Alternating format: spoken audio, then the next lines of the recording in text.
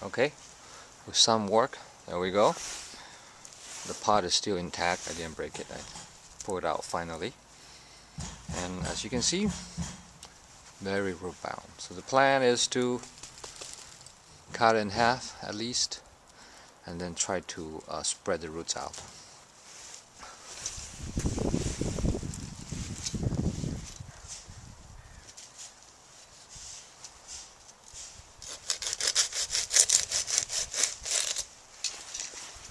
Okay, and now let's try to make some cuts, kind of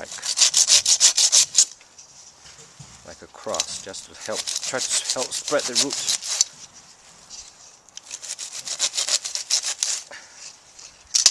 This will help spread the root. This will open the root.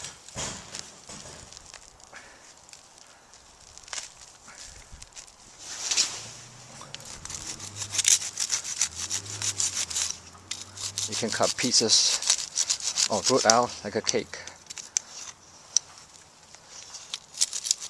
Again, this is just to help loosen up this root ball. Just way too tight in there.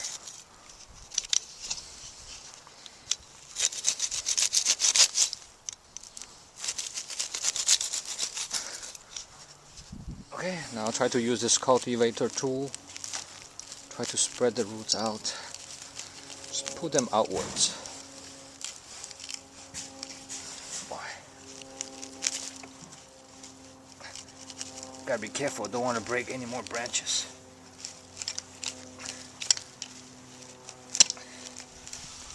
In this case where it is severely root bound, you really want to make sure you open it up from inside, because otherwise if you just plant it like that, the inside of the plant is still very root bound, and the root just might start suffocating the plant. So really make sure you open it up, remove all the soil that's inside the root ball. I know it looks kind of harsh and cruel, but believe me, the plant will thank you. Okay, now I'm to a part where I'm seeing some big roots, bigger, thicker roots that we really don't need. So you want to remove those, you want to cut those off. These are the thick tab roots.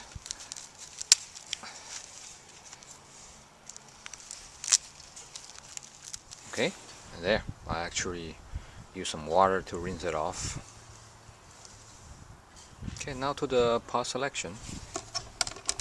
I'm actually running out of pots. I need to go do some pot shopping one day. So we have this one. This is the rusty looking one. Not bad. It's not the traditional classic style, but it's deep and looks rough and tough, just like the feeling I want. I might stick with this one, or I'm gonna do this octagonal one, which looks pretty good too. Going down smaller. Yeah. And finally, a very shallow one. I mean, I always wanted to try a very shallow pot. They all look good actually from this angle. I'm gonna have to choose now. Okay, I decided with the octagonal one. The hexagonal one, sorry. It just looks more classy. So I put some soil in there, position the plant, and I already have the wire set up to tie your bonsai. This is a top heavy plant, so make sure you tie it. You should always tie your bonsai in case they fall off the pot. Okay. Now just to start filling up the pot with soil.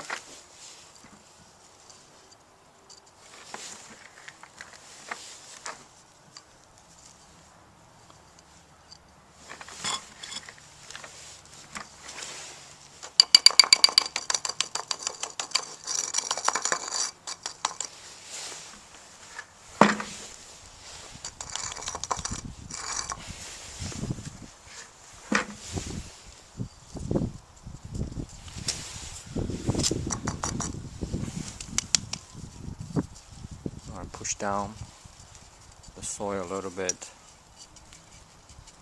Not too hard,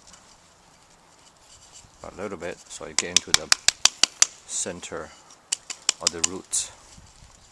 If needed, you can use some kind of thin stick to push the soil inside the roots gently.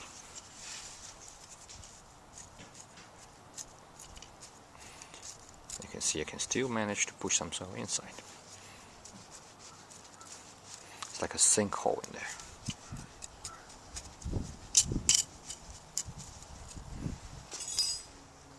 Okay, once ready, use a very soft spray of water to water it.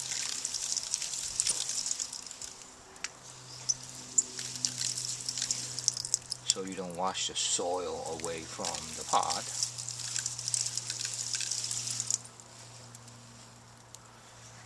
Give it some time for it to soak in.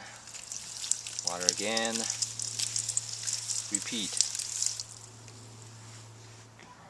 Okay, ladies and gentlemen, this is my new olive tree bonsai.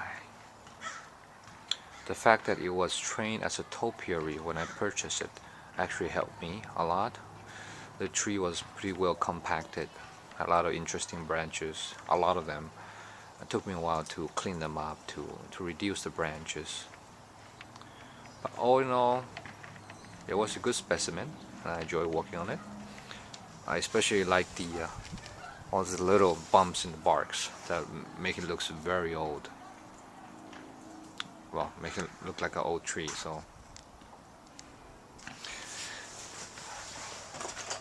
thanks for watching.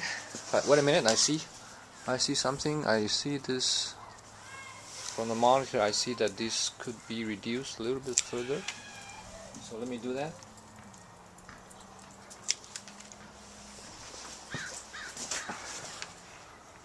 Yeah, a little bit better.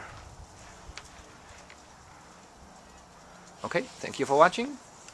I'll post an update of this tree maybe next year when it's ready to repot, because you know it is a relatively small pot for this tree. It's going to get root bound pretty soon. So,